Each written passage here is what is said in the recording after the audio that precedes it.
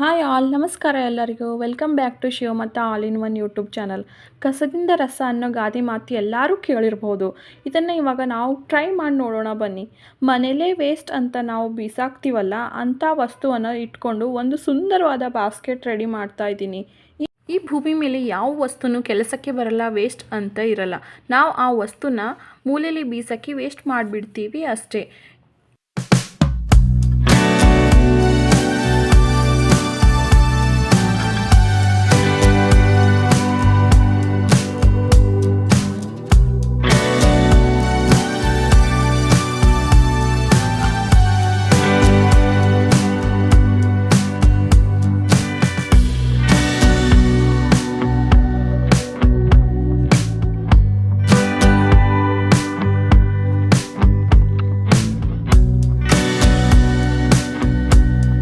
ಇದು black colour plastic ಮಕ್ಕಳ ಆಟಿಕೆ ಸಾಮಾನುಗಳಲ್ಲಿತ್ತು.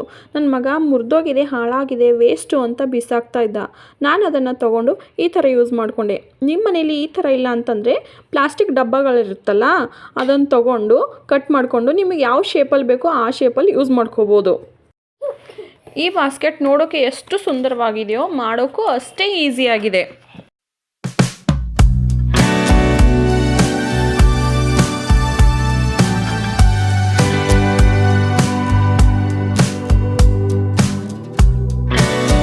ಜಡೆ ಹಾಕಿದ್ವಲ್ಲ, ಅದನ್ನು ಇವಾಗ ಇಲ್ಲಿ ಅಂಟಿಸ್ಬಿಡೋಣ.